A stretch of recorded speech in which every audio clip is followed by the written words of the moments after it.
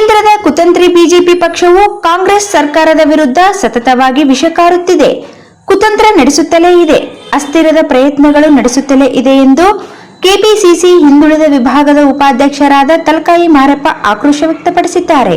BJP ಹಿಂದುಳಿದ ವಿರೋಧಿ ಗುಣಗಳನ್ನು ಹೊಂದಿದೆ. ಇವತ್ತು ನಿಷ್ಕಲ್ಮಶ ಮತ್ತು ಪಾರದರ್ಶಕ ಆಡಳಿತ ನೀಡುತ್ತಿರುವ ಸಿದ್ದರಾಮಯ್ಯ ಸರ್ಕಾರ ಬೀಳಿಸಲು ರಾಜ್ಯಪಾಲರ ಕಚೇರಿ ದುರುಪಯೋಗ ಪಡಿಸಿಕೊಂಡಿದೆ.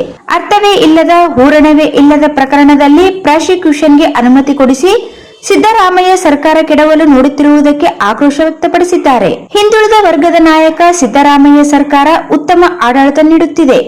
ಗ್ಯಾರಂಟಿ ಮೂಲಕ ಬಡ, ದೀನದಲಿತ, ಅಲ್ಪಸಂಖ್ಯಾತರ ನೆಮ್ಮದಿ ಜೀವನಕ್ಕೆ ಕಾರಣವಾಗುತ್ತಿದೆ.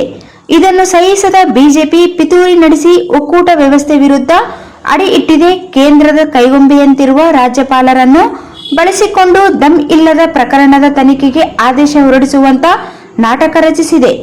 ಇದು ಫಲಿಸುವುದಿಲ್ಲ. ರಾಜ್ಯದ ಜನ ಸಿದ್ದರಾಮಯ್ಯ ಪರವಾಗಿ ಇದ್ದಾರೆ. ಬಿಜೆಪಿ ಇದೇ ರೀತಿ ಆಗಿನ ಹಿಂದುಳಿದ ನಾಯಕ ದೇವರಾಜ್ ಅರಸು ಸರ್ಕಾರ ಬೀಳಿಸಿದ ಅಪಕೀರ್ತಿ, ಕೆಟ್ಟ ಇತಿಹಾಸ ಇವರ ಬೆನ್ನಿಗಿದೆ. ಅದು ಈ ಬಾರಿ ಫಲಿಸುವುದಿಲ್ಲ ಎಂದು ತಿಳಿಸಿದ್ದಾರೆ.